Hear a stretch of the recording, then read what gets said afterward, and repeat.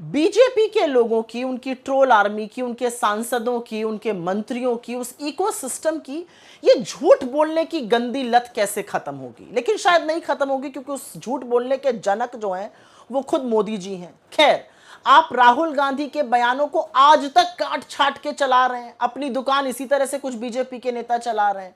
ये कब समझ में आएगा आपको कि राहुल गांधी के खिलाफ झूठ परोसने से, उनके खिलाफ नाहक आरोप लगाने से जनता नहीं खुश हो रही है, जनता आपके साथ नहीं है, क्योंकि जनता और लोग इस देश के समझते हैं कि इस देश का जननायक कौन है और कौन उनके साथ मुश्किल के वक्त में हर मोड़ पर खड़ा हुआ है।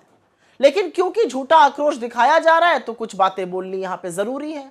राहुल गांधी जी अमेरिका के दौरे पर हैं, वहां पर उन्होंने सबको समान अधिकार देने की एक बात कही। उन्होंने कहा कि हिंदुस्तान में सबको, हर धर्म, हर वर्ग, हर जाति के व्यक्ति को समान अधिकार होने चाहिए। और उसी क्रम में उन्होंने बहुत सारी बातें बोली। बीजेपी ने उसका एक वाक्य निकाला और उसको सिखों से जोड़ दिया।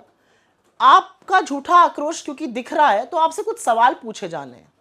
कहां था यह आक्रोश जब बीजेपी के सांसद और इनके मंत्री पंजाब से आए हुए किसानों को, हरियाणा से आए हुए किसानों को, इस देश के तमाम किसानों को आतंकी, खालिस्तानी, मवाली, गुंडे कहते थे?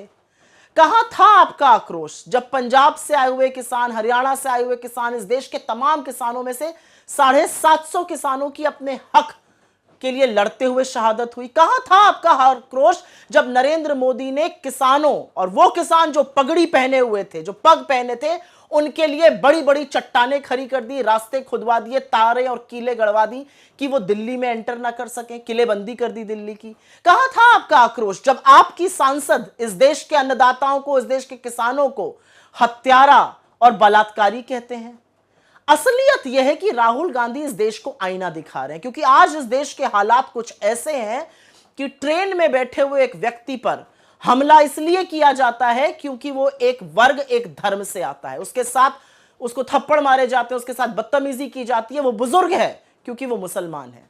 शक के घेरे में एक आदमी की पीट पीट कर हरियाणा में हत्या कर दी गई क्योंकि शक था कि वो मुसलमान है और वो कुछ मीट कैरी कर रहा था। असलियत तो यह है कि हरियाणा में आर्यन मिश्रा जैसे युवा की पीछे पड़ के, गाड़ी का पीछा करके हत्या की गई, और हत्यारे को यह मलाल नहीं है कि उसने 17 साल के युवा की हत्या कर दी, उसको यह मलाल है कि उसने उसको मुसलमान समझा, और आक्रोश भी तब हुआ क्योंकि वो हिंदू था। यह इस देश के हालात आपने कर दिए हैं। लेकिन एक सवाल पूछना चाहती हूं, पंजाब जाने से खौफ क्यों है?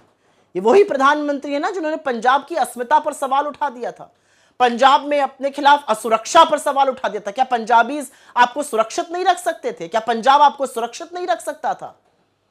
झूठा आक्रोश दिखाना, काट छाट के बयान चलाना, इस तरह की राजनीति का सहारा बीजेपी लगातार तब तक लेती रहेगी जब तक मुद्दों से भटकाएगी।